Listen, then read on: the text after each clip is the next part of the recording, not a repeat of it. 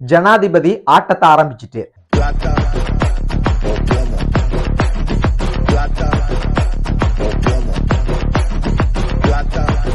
உண்மையாகவே தற்போது நடக்கிற சம்பவங்களை பார்க்கும்போது முதல்வன் திரைப்படம் பார்ப்பது போலதான் இருக்குது. நகைச்சுவையாக நாங்க கதைத்தால் கூட உண்மையாகவே முதல்வன் திரைப்படத்துல நடக்கிற சம்பவங்கள் போலதான் அதிரடியாக ஜனாதிபதி அவங்க பாத்தீங்கன்னா ஏகேடி அனுரகுமார் திசாநாயக் அவங்க தோழர்னு சொல்லுவாங்க, அவர் செய்து கொண்டிருக்கிறார்.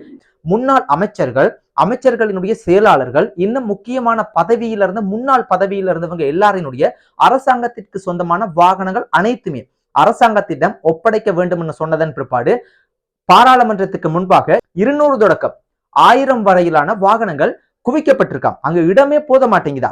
யோசிச்சு பாருங்க, 200 தொடக்கம் 1000 வரையிலான வாகனங்களுக்கே இப்படின்னா மொத்தமாக இது போல எத்தனை வாகனம் இலங்கையில அரசாங்கத்திற்கு சொந்தமான வாகனங்கள் இன்னும் பெற்றுக்கொள்ளப்பட வேண்டி இருக்குன்னு பாத்தீங்கன்னா 50,000 தொடக்கம் 60,000 வரையிலான அதிசொகுசு வாகனங்கள் இருக்குன்னு சொல்றாங்க. யோசிச்சு பாருங்க, ஒரு வாகனத்திற்கு 50 லட்சம் பார்த்தால் கூட 50,000 வாகனம் என்றால் 25,000 கோடி ரூபாய். இந்த பணம் யாருடையது? இந்த வீடியோவை கதைக்கிற நான், இந்த வீடியோவை பார்க்கிற நீங்க, இலங்கை நாட்டுல வாழ்ந்து கொண்டிருக்கிற அனைத்து மக்களினுடைய வரிப்பணத்துல வாங்கப்பட்ட வாகனம். இதற்கு முதல் இருந்த அரசாங்கம் ஏன் இந்த நடவடிக்கையே செய்யல? பல வருட காலமாக இந்த விஷயம் நடந்துட்டு இருக்குது. இது ஆட்சிக்கு வருவதற்கு முதலே அனுரகுமார் திசாநாயக்க பார்த்தீங்கன்னா இது சம்பந்தப்பட்ட ஃபைல் எல்லாம் ரணில் விக்ரமசிங்க அவர்களிடம் ஒப்படைச்சிருக்கிறாங்க. ஆனா அந்த ஃபைலை திறந்து கூட பார்க்க இல்லையா? இது போல பல விஷயங்கள் பார்த்தீங்கன்னா பேசப்பட்டு கொண்டு வருது. இந்த வாகனங்கள் எல்லாமே முன்னாள் அமைச்சர்களினுடைய செயலாளர்கள், இன்னும் முக்கியமான பதவியில் இருந்தவங்க எல்லாம் அவர்களினுடைய பதவிக்கால நிறைவடைந்ததன் பிற்பாடு என்ன செய்யறாங்கன்னா இந்த வாகனத்தை அரசாங்கத்திடம் ஒப்படைக்காம அவர்களது தனிப்பட்ட தேவைக்காக அதை பயன்படுத்திட்டு இருக்காங்களா? தனிப்பட்ட தேவைக்காக பயன்படுத்துறாங்கன்னா இதை யார் கேட்கணும்? அரசாங்கத்துல இருக்கிற முக்கியமான அதிகாரிகள், அதற்கு பொறுப்பான அதிகாரிகள் தான் அதை கேட்கணும். ஆனா அவர்களே இந்த தவறை செய்தாங்கன்னா மக்கள் எங்க போவாங்க? நாங்க என்ன செய்வோம்? கஞ்சியும் குடிக்கிறதுக்கு வழி இல்லாம வீதியில தான் நிக்கணும்.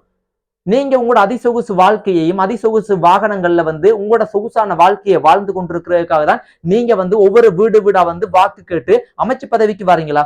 மக்களுக்கு நல்லது செய்யறதுக்கும், மக்களுக்கு நல்ல விடயங்களை பெற்றுக் கொடுக்கறதுக்கும், மக்களுக்கு என்ன குறைபாடு இருக்குதோ அதை பெற்றுக் கொடுக்கறதுக்கும், மக்களுக்கு எந்த ஒரு அநீதியும் இழைக்கப்படாம இருக்கிறதுக்கு தான் உங்களை கொண்டு வராங்க. ஆனா நீங்க அதை செய்யறீங்களா? நிறைய ஊழல்கள்ல ஈடுபட்ட இலங்கை நாட்டினுடைய இறையாண்மைக்கு எதிராக இனவாதம் பேசி ஒரு மோசமான அரசியல் செய்த குற்றச்சாட்டுகள் இருக்கக்கூடிய அதிகமான அரசியல்வாதிகளினுடைய பெயர் பட்டியல் விமான நிலையத்துல கொடுக்கப்பட்டிருப்பதாகவும், அவர்கள் தப்பித்து போவதற்கு சில பேர் முயற்சி செய்து மறுபடியும் வீட்டுக்கு அனுப்பி வைக்கப்பட்டிருப்பதாகவும் சொல்லப்படுது. சோ இதெல்லாம் நாங்க இன்னொரு வீடியோல நாங்க தெளிவாக கதைப்போம். அதே சமயத்துல பாத்தீங்கன்னா இது செய்தது சரியா பிள்ளையா நீங்க யோசிச்சு பாருங்க. இந்த வாகனங்கள்லாம் பெற்றுக்கொண்டதுக்கு சில பேர் விமர்சனம் வைக்கிறாங்க. அதாவது இப்ப தற்போதைய நிமிஷம் வரைக்கும் அனுரகுமார் திசாநாயக் அவர்களினுடைய அரசாங்கத்திற்கு உச்சகட்ட மரியாதையும் உச்சகட்ட கௌரவமும் உச்சகட்ட செல்வாக்கும் தான் கிடைச்சிருக்கு. ஆனா அவருக்கு எதிரான சில பேர் என்ன செய்யறாங்கன்னா, ஒரு நல்லது இருந்தா ஒரு கெட்டது இருக்கு. அவர் நிறைய நல்ல விஷயங்கள் செய்தாலும் சில விமர்சனங்களும் இருக்கத்தான் செய்யும். அதனால சில பேர் என்ன சொல்றாங்கன்னா, இந்த அனுரகுமார திசாநாயக்க அவங்க இனவாதி, கள்ளன், மோசமானவர், மக்களை ஒரு மோசமான ஒரு ஆட்சியை வழங்க போறார். இது தெரியாம இஸ்லாமியர்கள், தமிழர்களும் இவருக்கு பாத்தீங்கன்னா ஜால்ரா போட்டுட்டு இருக்கிறாங்க.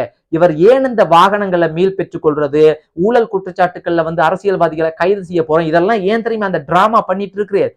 இந்த பாராளுமன்ற தேர்தலில் அதிகமான வாக்குகளை பெற்றுக் கொள்றதுக்கு, பெரும்பான்மையை காட்டுறதுக்காக தான் இவர் இந்த வேலைப்பாடெல்லாம் பண்ணிட்டு இருக்கார். அதன் பிற்பாடு இஸ்லாமியர்களுக்கு மாப்பு, தமிழர்களுக்கு மாப்பு, எல்லாருக்குமே ஆப்பு. அதாவது சிங்கள மொழி பேசக்கூடியவர்கள் மாத்திரம்தான் இந்த நாட்டுல ஒரு கௌரவமாக வாழ முடியும். அவர் இந்த பாராளுமன்ற தேர்தல் வரைக்கும் தான் சும்மா பேசிட்டு இருப்பார். அதாவது ஒரே நாடு ஒரே சட்டம், எல்லாருக்குமே பார்த்தீங்கன்னா இந்த தமிழ் மொழியெல்லாம் இப்ப பம்மாத்து காட்டிட்டு இருக்கிற முக புத்தகங்கள்ல, சமூக வலைத்தளங்கள்ல சிங்கள மொழிக்கு எந்த அளவுக்கு முக்கியத்துவம் இருக்கோ அதே அளவுக்கு ஒரு வீதம் கூட குறையாத அளவுக்கு தமிழ் மொழிக்கு முக்கியத்துவம் இருக்குதுன்ற மாதிரி கதைச்சிட்டு இருக்கிற இதெல்லாம் பம்மாத்துன்ற மாதிரி சில பேர் விமர்சனம் வைக்கிறாங்க.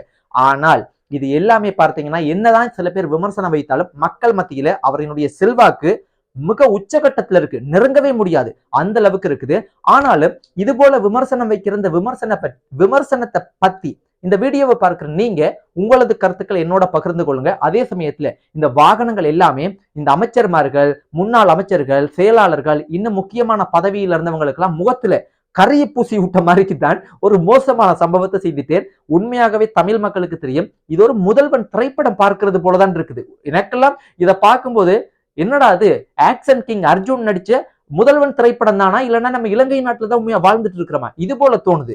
ஆக மொத்தத்துல யார் வந்தாலும் யார் செய்தாலும் நல்லதை செய்தா போதும். இது போல இன்னும் ஒரு காணொளியில நான் உங்களை சந்திக்கிறேன்.